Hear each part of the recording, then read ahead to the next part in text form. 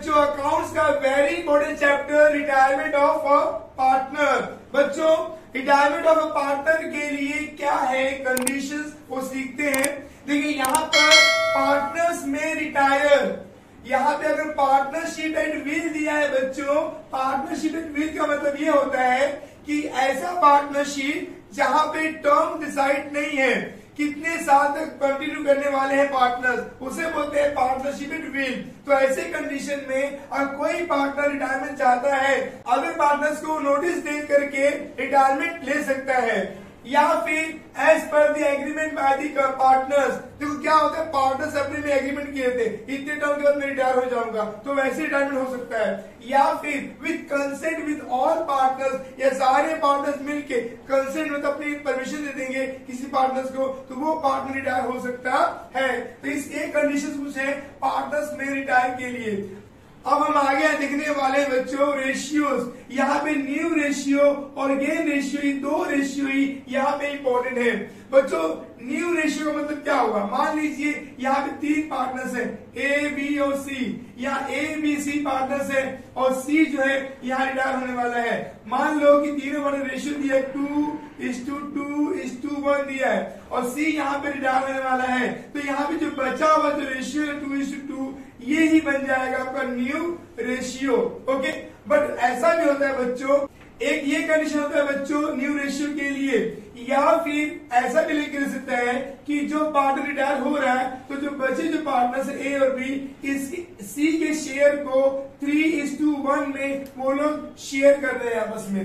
तो ऐसा कंडीशन को लिख के देगा बच्चों, तो क्या करना होगा, पहले तो 3 और 1 कितना बनेगा 4, तो 4 में से 3 हिस्सा ए लेने वाला है और 4 में से 1 हिस्सा बी लेने वाला है, किसका, सी का।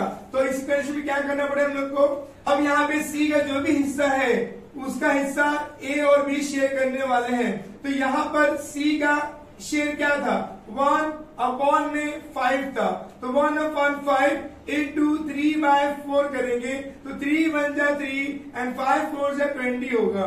ऐसे ही ये ए के लिए है, ऐसे ही बी के लिए मिलेंगे हम लोग, यहाँ पे इसका सी का रेशियो है 1/5 इंटू, अब यहाँ पे बी के लिए क्या आ रहा है 1/4, तो 1 1 जा 1, 4 5 20। अब यहाँ पर जो सी का जो 1 हिस्सा है ये ए 3/20 और बी 1/20 में ले रहा है, तो इसके लिए फंडा क्या होगा बच्चों, यहाँ पे न्यू रेशियो क्या बनने वाला है, हम लिखेंगे आपका ओल्ड रेशियो इनटू जो इनका जो शेयर बनता है वो लेंगे हम लोग यहाँ पर। तो देखो ऐसे केस में क्या होने वाला है, ए के लिए और बी के लिए, तो ए का ओल्ड रेशियो क्या है, ए का ओल्ड रेशियो 2/5 है, इनटू इसका शेयर क्या बनाएगा 3/20। ओके, तो 3 2 जा 6 एंड 5 2 जा 10, ये 100 आ गया। ऐसे बी के लिए लेंगे हम लोग यहाँ पे, तो बी का ओल्ड रेशियो क्या दिया है 2/5 और यहाँ पे शेयर क्या बना उसका 1/20, ठीक है।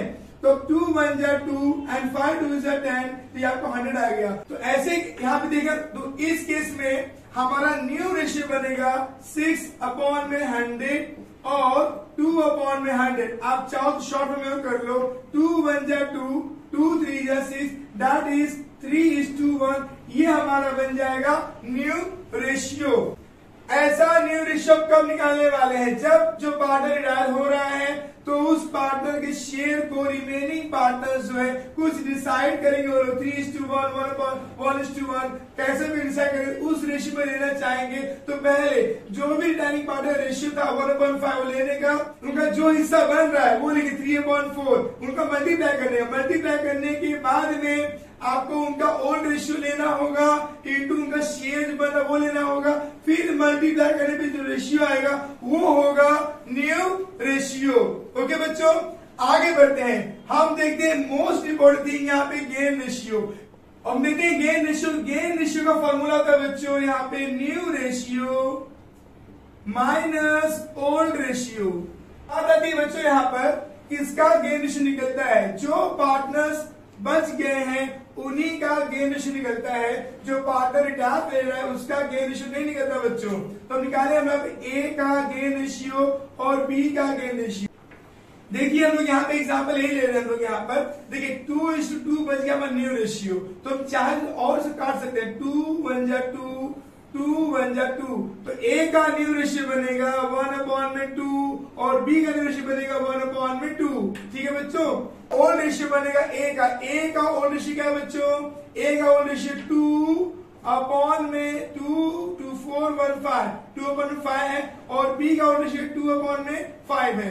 तो हम यहाँ पे गेन रेशियो ए का गेन रेशियो निकालना है। न्यू रेशियो क्या दिया है 1/2 माइनस ओल्ड रेशियो क्या दिया है 2/5। देखिए क्रॉस मल्टीप्लाई कीजिए 5 1 जा 5 2 2 जा 4/5 2 जा 10 5 में 4 गया तो 1/10 बच गया यहाँ पे गेन रेशियो।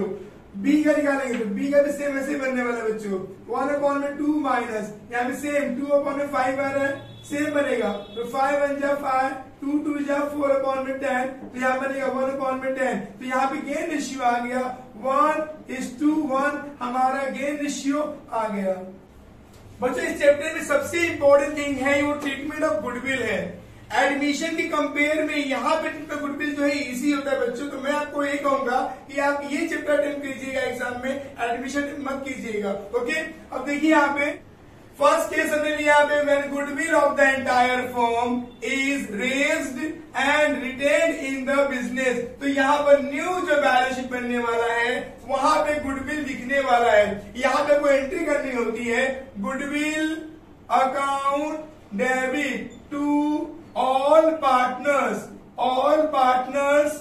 कैपिटल अकाउंट, ये हमें एंट्री करनी होती है। और इस केस में गुडविल जो है वो आपको न्यू बैलेंस शीट में दिखेगा, ये बात मान के लीजिएगा। यहाँ पे गुडविल जो है वो न्यू बैलेंस शीट में अपीयर होगी। ओके, आगे बढ़ते हैं हम लोग। Second case when goodwill of entire firm is raise किया गया है एंड रिटेन ऑफ कर दिया गया बच्चों। तो यहाँ पे एंट्री आने वाली है goodwill account debit to all partners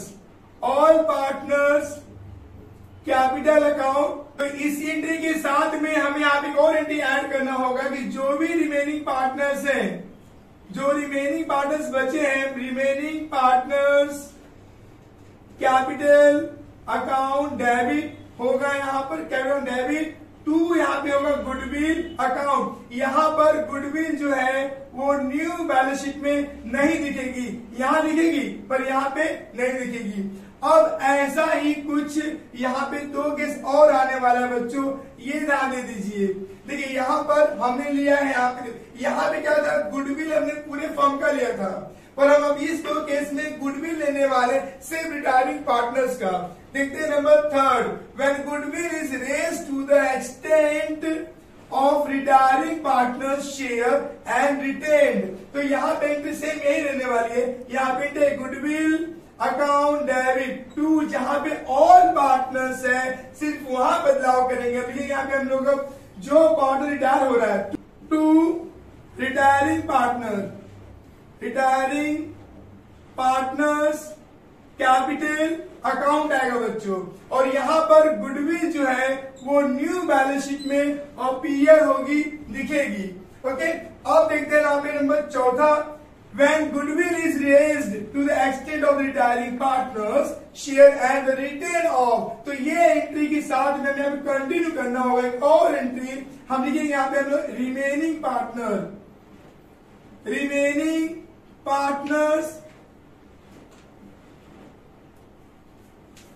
remaining partners capital account debit to goodwill account, और यहाँ पर गुडविल जो है वो न्यू बैलेंस शीट में नहीं दिखेगा। ओके, आगे बढ़ते हैं। लास्ट केस यहाँ पे है, in case of goodwill already appears in the old balance sheet. Old balance sheet में जब गुडविल आपको दिखेगा बच्चों तो आपको क्या करना होता है, जैसे आप लोग और भी एसेट्स का ट्रीटमेंट करते हो ना, एग्जांपल मशीनरी ट्रीटमेंट करते हो, मशीनरी बढ़ेगा, जब बढ़ेगा मशीनरी तो वो कहाँ जाएगा, हमारा आरसी में जाएगा, और जब घटेगा तो कहाँ जाएगा, आरडी में जाएगा। तो वैसे ट्रीटमेंट आप यहाँ गुडविल का कीजिएगा। ओके, क्या करना होगा, अगर गुडविल आपका बढ़ता है तो वो जाएगा आरसी में, जो डिफरेंस है वो आरसी में जाएगा, और गुडविल अगर आपका कम होता है, जितने से कम होगा तो वो हो जाएगा आरडी में। ओके, अगर आपको ये जो डिफरेंसेस हैं इनको अगर आपको यहाँ पे आरडी या आरसी में नहीं डालना है तो आप चाहो तो वहां पर सीसी में डाल सकते हो और यहाँ सीडी में भी डाल सकते हो। सीसी मतलब क्या होगा, कैपिटल के क्रेडिट में और कैपिटल के डेबिट में भी आप एंट्री लिख सकते हो। ओके, ये दोनों प्रावधान आपके लिए दिए गए बच्चों। तो आई होप आपको समझ में आपको आ गया होगा, इतना ही कॉन्सेप्ट गुडविल का इसमें है। ओके, जो आपको समझ के लेना है। देखो बच्चों, तो ये दोनों कॉन्सेप्ट बच्चों सेम है, सिर्फ फर्क क्या है, यहाँ पे ऑल पार्टनर से गुडविल लेते हैं हम लोग यहाँ पे, और यहाँ सिर्फ रिटायरिंग पार्टनर गुडविल लेते हैं। ट्रीटमेंट दोनों के सेम है और ये फंडा सेम जैसा मशीनरी करते हैं हम लोग यहाँ पे, एसेट्स बढ़ता है घटता है, तो वैसा ट्रीटमेंट आप यहाँ कर लीजिएगा। ओके।